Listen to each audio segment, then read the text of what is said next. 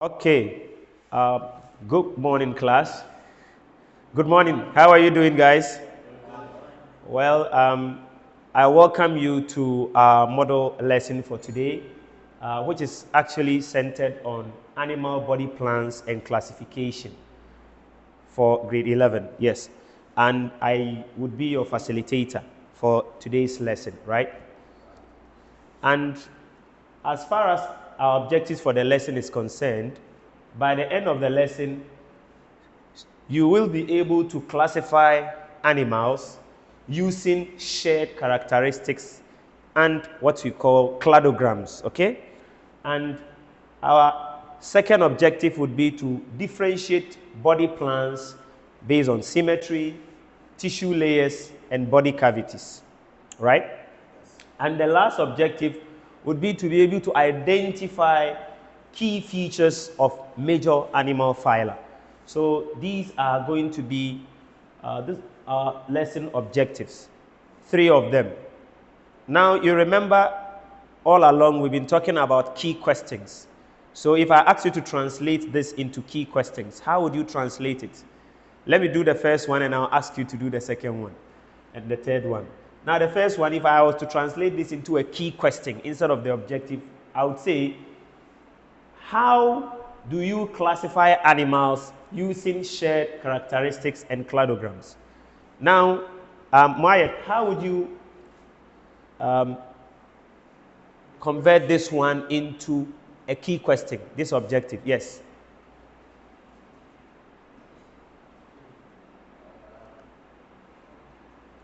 Yes. Okay, I'm listening to you. How to differentiate body plans based on symmetry, tissue layers, and body cavity. Very good, very good. So how to differentiate body plans based on symmetry, tissue layers, and body cavities. Fantastic. Now the last one. Kareem, how would you convert this one into a key question, this objective? How to identify the animal phyla, the major of animal phyla. How to identify key features of major animal phyla. Thank you very much. So it goes in line. So whether it is the objective or the key question, basically we are looking at this. That is our goal for today's lesson.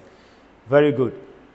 Today's lesson promises to be very interesting. In fact, because we are going to talk about animal classification, I have a beautiful picture showing you a diverse array of animals that we have around, okay? What do you see in the picture? You can see pictures of many different types of animals that we have on planet Earth, right? Very well. Good.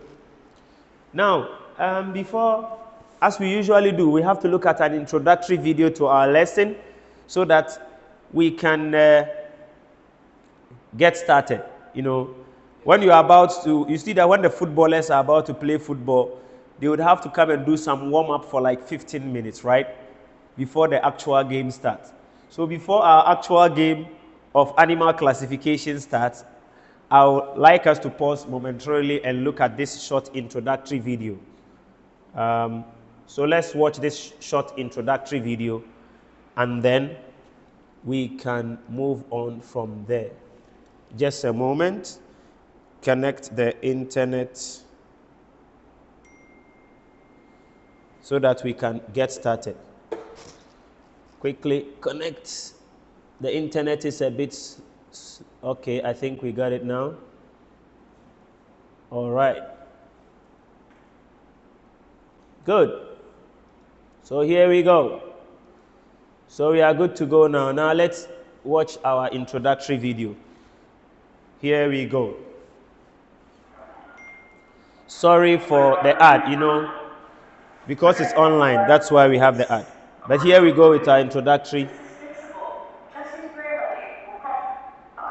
So here we go. Often smaller in size than vertebrates. Some invertebrates. Oh, our video has played. Let's start once again. So here we go again. So this is the warm-up to the lesson.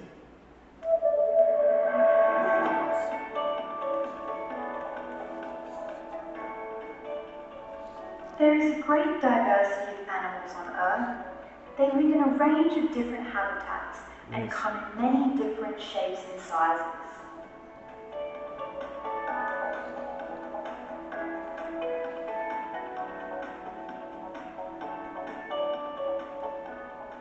To organize and study animals, scientists classify them into groups based on ways they are similar. All animals are classified in two main groups, depending on whether or not they have a backbone. A backbone is a series of connected bones that run down the center of an animal's back. You see that? Animals with a backbone are called vertebrates. Please, as you watch the video, I just paused. Please take note. We are going to come back. We'll answer a lot of questions in the course of the lesson. So please take note of the features that is being shown in the video. Thank you. They include many of the animals you are familiar with, such as mammals, birds, reptiles, amphibians, and fish. Animals without a backbone are called invertebrates. Exactly. They do not have bones. So according to the video, animals with a backbone are called what? Very good, my good friend. And animals without a backbone are called? Exactly. Very good. Now let's finish up quickly. As such, they are often smaller in size than vertebrates. Okay. Some invertebrates have soft bodies, such as jellyfish and worms. Exactly. Others, such as crabs, spiders, and insects, have a harder outer covering called an exoskeleton.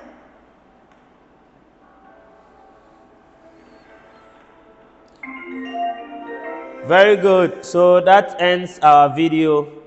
Now let's go back to the lesson and continue from where we left. Good. Now there is something for us to think about in today's lesson. You know, if you carefully looked at our objectives, in fact, this lesson is 2 in 1. The first one is focused on modern evolutionary classification, okay? And the second aspect actually deals with animal classification based on body symmetry and some other features we'll be looking at. So for the first part, we've got something to think about. Now, you know, Charles Darwin is credited when it comes to the theory of evolution, okay? In fact, he did so much work in that area. In fact, he had an idea about the tree of life. And he suggested a new way to classify organisms, not just based on similarities and differences, but instead based on what? Evolutionary relationships, which I shall be breaking down the concept as we go one after the other. Okay? So we are trying to compare this with the Carolus Linnaeus system of classification, where he classified living organisms based on what? Differences and similarities, and then he gave a 2-part name to organisms. But in the case of Charles Darwin, he went a step further using his tree of life to try and classify living organisms based on what? Evolutionary relationships. Now, when organisms are rearranged in this way, some of the old Linnaean ranks, they fall apart. You understand? So you see, when you look at the Linnaeus system, we have some groupings. When some rearrangement is done using Charles Darwin's idea about the tree of life, you realize that a lot of things do change. But in order for us to understand why this happens, in fact, you need to know how evolutionary classification works, and hence the focus of our lesson for today. Very good. So we have given ourselves something to think about. Good. Now, what do you mean by evolutionary classification? Because we've just started introducing the terminology. What is evolutionary classification? In fact, the main goal of evolutionary classification, or if you like, phylogenetic systematics. In fact, in some books, you hear that they use these terminologies interchangeably. At times we say evolutionary classification. At other times you hear us using the term phylogenetic systematics. Now let's break it down. Now when we talk about phylogenetic systematics, what it means is to group species into larger categories that reflect what you call lines of evolutionary descent. Okay? And rather than overall similarities and differences. So we are looking at evolutionary descent. So for example, let me use Moaye. You go back to your great grandfather. If we try to classify you and try to put you in a group, and that can trace you back to your old grandfather, something like a family tree, then that is what we can liken evolutionary classification to. Is that okay? So we'll try and break it down as we go. But I just want to start drawing your attention to that so that we'll be able to connect the dots as we go along. Is that okay? Very well. Now, the concept of descent with modification led to phylogeny. Okay? What is phylogeny? And phylogeny basically has to do with the study of how living and extinct organisms are related to one another. You know, when we say, what do we mean by organisms that are extinct? What do we mean by that? When we say organisms are extinct, yes, who has an idea? When we say organisms are extinct, what do we mean by that? They no longer exist. Very good, Mu'ayyad. They are no longer in existence. So you see there's a pattern or there's a trend that I want you to take note of. So phylogeny has to do with the study of how living and extinct organisms, they are related to one another. In fact, advances in phylogeny in turn led to what we call phylogenetic systematics. In fact, when you hear the word systematics, it basically has to do with classification of organisms. Okay?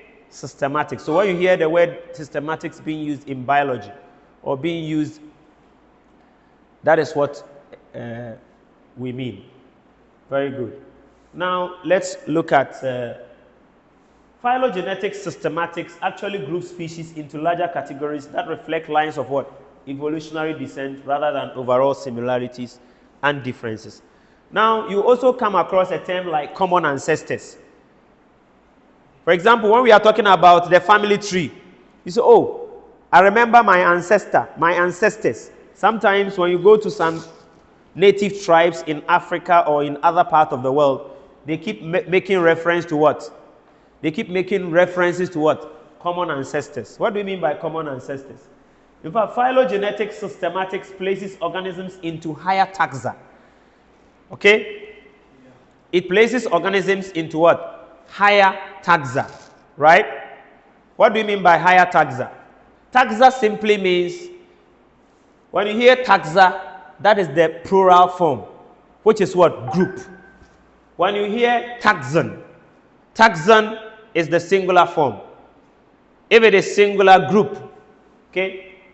Alright? Then the singular one is taxon. Then the plural form is taxa. It simply means group. That's how come we hear the name taxonomy. So when we hear taxonomy, it's a branch of biology that deals with the study of what? Classification. Okay? So that's where the word was derived from. Anyway.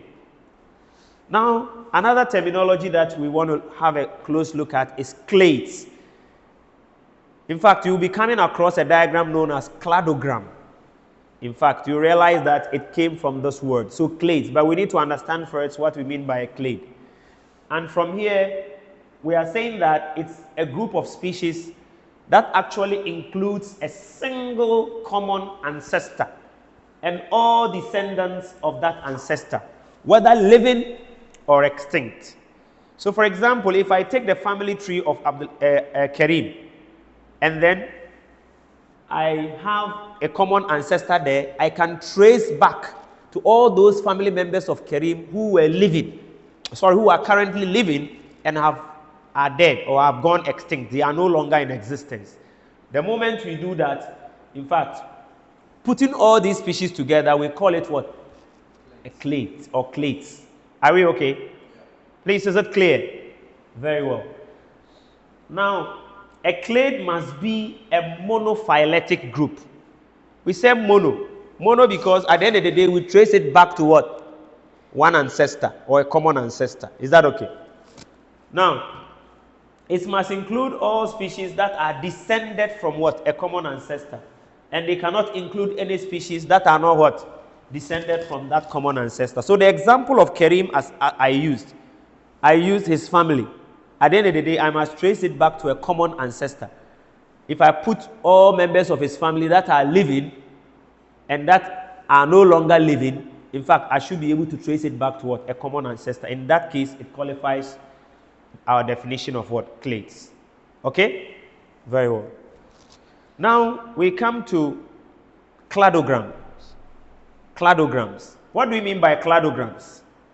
Now, a cladogram links groups of organisms by showing how evolutionary lines, or if you call it lineages, branch off from common ancestors. That is what we mean by a cladogram. I'll be showing you some more illustrations so that you'll be able to understand all this that I am talking about. Now, modern evolutionary classification, it uses a method known as cladistic analysis. Shall we all say that together? Cladistic analysis. Cladistic analysis. Now, what do we mean by cladistic analysis? In fact, we use this analysis to determine how clades are related to one another. So you see, when you have different clades joined together, and then we try to analyze them, then we are engaging in what we call cladistic analysis. In fact, the information, or this information, is used to link clades together in a cladogram. So when you link different clades together, like I remember in this class, I've already used the example of the family tree of Kareem and that of Muayyad. So I'll treat each of them as separate clades, but I can bring it together. So the moment you start bringing it together and you start to analyze, you are engaging in what? Cladistic analysis. You are looking at several clades put together and analyzing them. Now let's watch some YouTube video just so that it will throw some more light on the cladogram bit that I am just talking about. So let's watch briefly the video on cladogram so that we'll be able to understand exactly what is happening. Because as they say, seeing is believing, right? Yes, so let's see what we have. Again, sorry for because we have gone online, you know.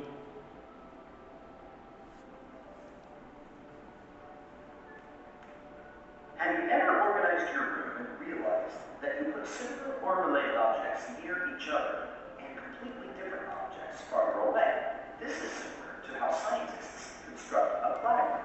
Cladistics is a systematic method of classification which uses shared derived characters to make a cladogram.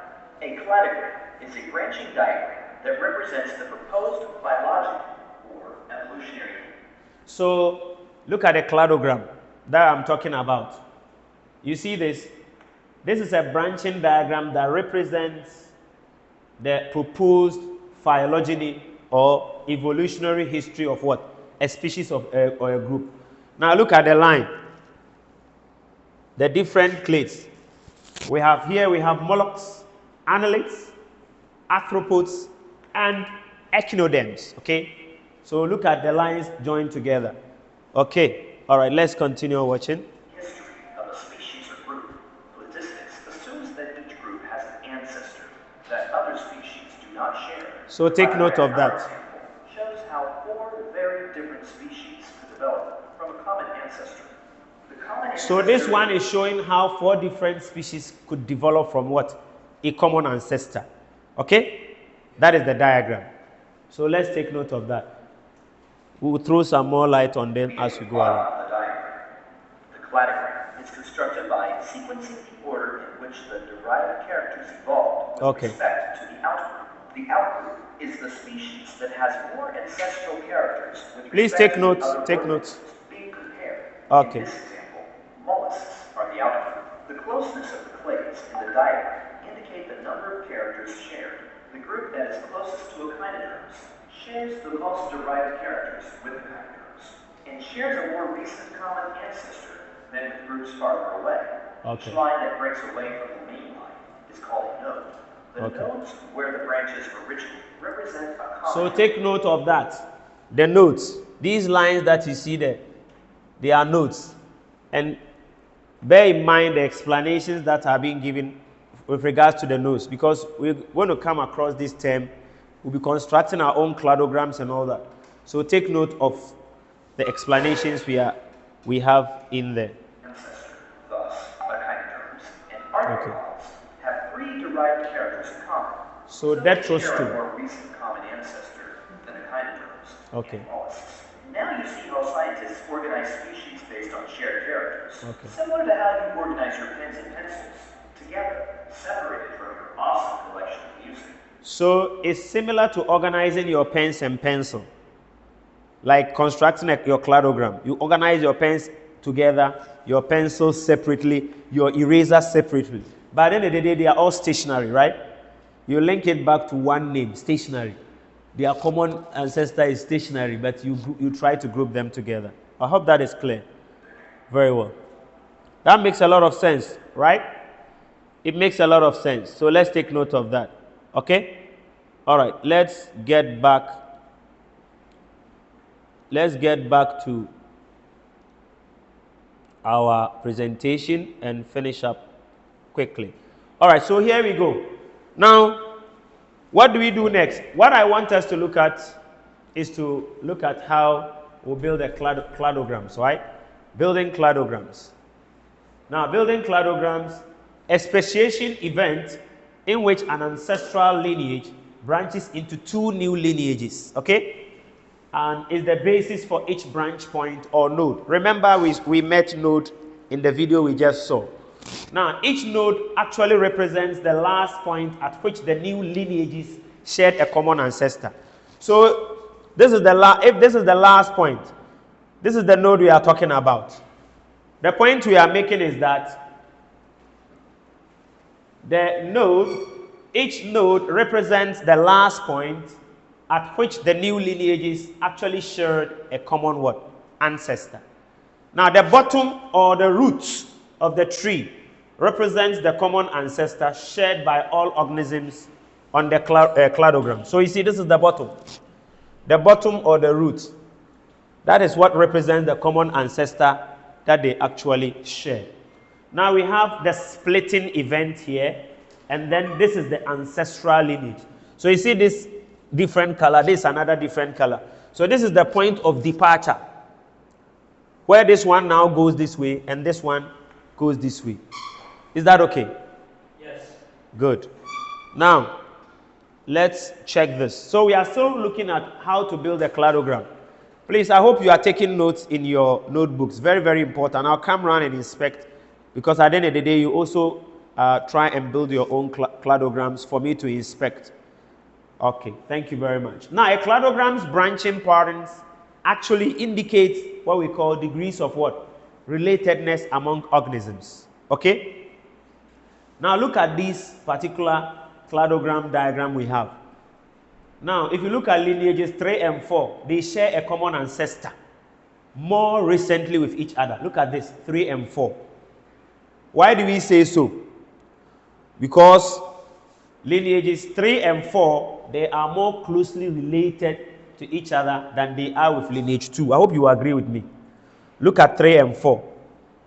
They are more closely related as compared to what? 2. I hope it's clear.